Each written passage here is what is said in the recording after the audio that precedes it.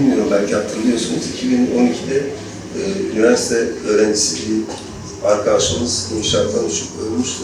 Televizyon. Böylece çalışmalara başlamış oldum ve filmin süreci o şekilde gelişti. Hani ne çekeceğim, nasıl çekeceğim, yani kurmaca mı yapayım, belgesel mi yapayım, bunu biraz düşündüm.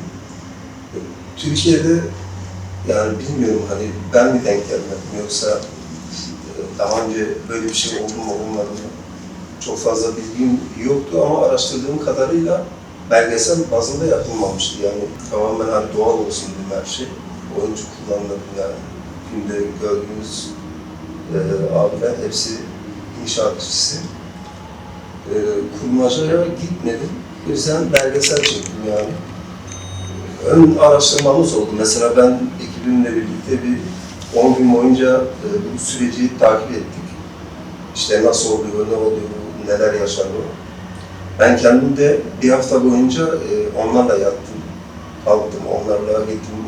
O işçilerin hani bana yabancı olmamaları için, bana alışabilmeleri için ve benim o süreci tam olarak izleyiciye yansıtabilmem için iyiydi.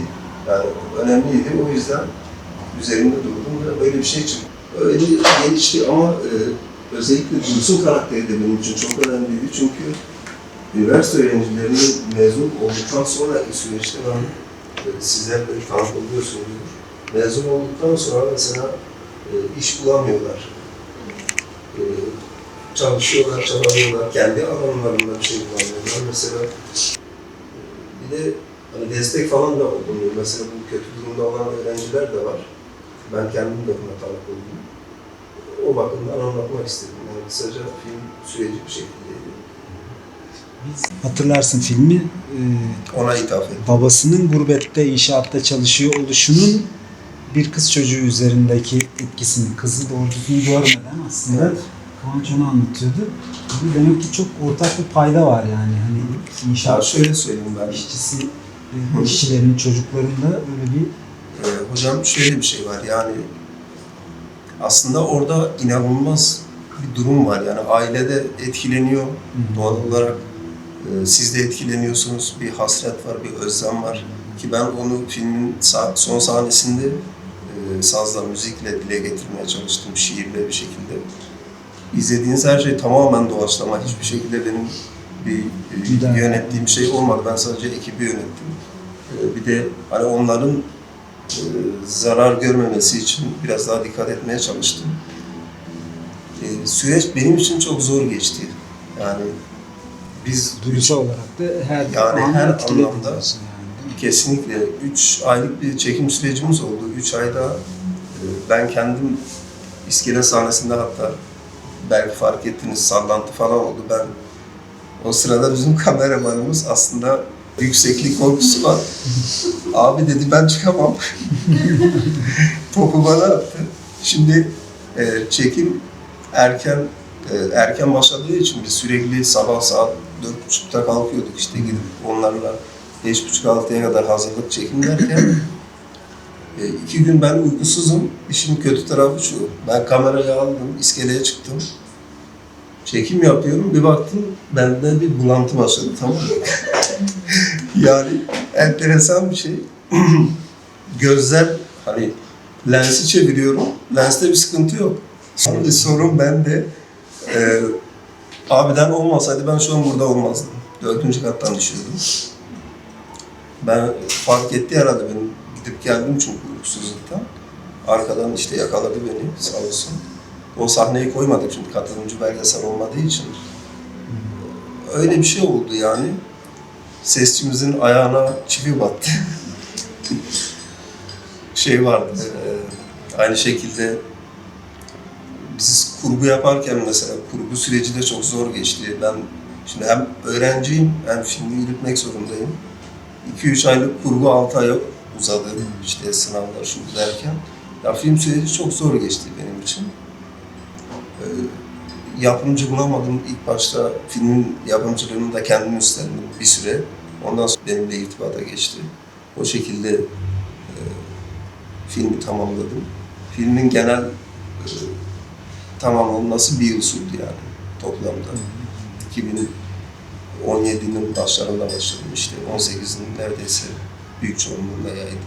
Bu şekilde bitmiş oldu.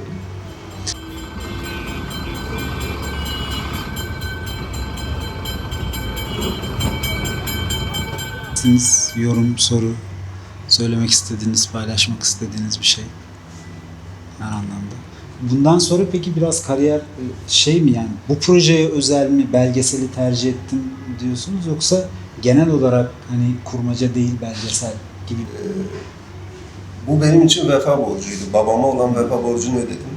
Belgeseli tercih etmemin nedeni başlıcası buydu açıkçası.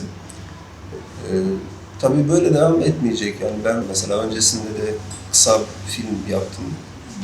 Belgesel bazında da ondan sonra ayrıyeten birkaç çalışmam oldu. 2 dalda ödül aldığım 2-3 filmim oldu kısa film dalında. En iyi film, en iyi yönetmen. Aynı zamanda Tozlu Hayatlar'da en iyi film ödülü aldık bir film festivalinde. Belgesel gerçekten çok zor. Yani çünkü süreci yönetmeniz çok zor geçiyor işte. Işık gidiyor, oyuncular mesela hani her şey doğal akıyor çünkü o her şeyi yakalamanız çok zor oluyor. Totalde sizi zora sokuyor yani. Özellikle bu kameranın hareketli kısmında şey dediler bana yani niye sabit kamera kullanmadın, neden sürekli akıyor hareketli. Şimdi aktüel kamerayı tercih etmemin sebebi filmin genel olarak akışının o şekilde olması yani bir de adamlar hani işlerinden mesela engel olmasınlar, hani çalışıyorlar sonuçta bir sıkıntıya girmesinler diye ben özellikle ona dikkat ettim. Bunu da söylemiştim. Ama tabii aktüel olduğunda o sizi ekstra da zorladı yani bir yandan. Çok Çünkü zorladı yani inanılmaz. yani kumat bir şey miydi yoksa? Ya şöyle söyleyeyim, Sony HD-Cam kamerası zaman zaman değiştirdiğimiz de oldu yani. Canon'da kullandık. Canon 60'te. Çünkü dediğim gibi yani bayağı bir zorlukla çektim yani. Çok sıkıntıya soktu bizi.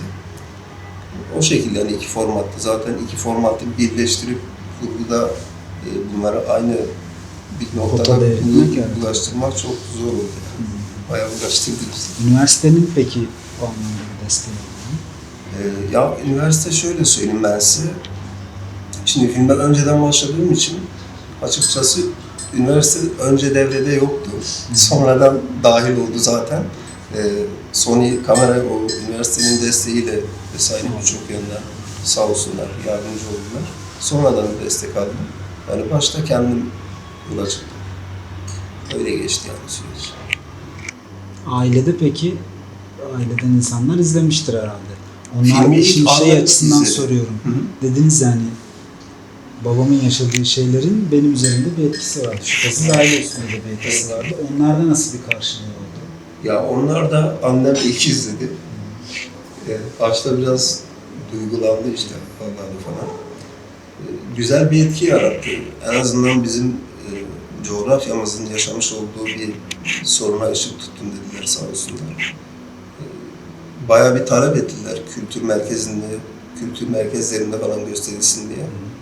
İşte yapımcımızla irtibata geçtik falan. Orada da birkaç kez gösterilmeye devam edecek. O şekilde yani. Genel olarak olumlu eleştiriler aldım. Teknik anlamda birkaç eksiğimiz var ki o da zaten bir takım durumlardan ötürü olabiliyor bazen. Yani önemli olan hikayenin kendi özünü korumak. Aklım olmuyor yani. Böyle bir konuyu bu şekilde anlatamam. Yani doğru olmazdı açıkçası. Ondan sonra uzuna karar verdim. Eleştirenler de oldu benim. Ben yine uzun çekmek istedim. Böyle yaptım yani.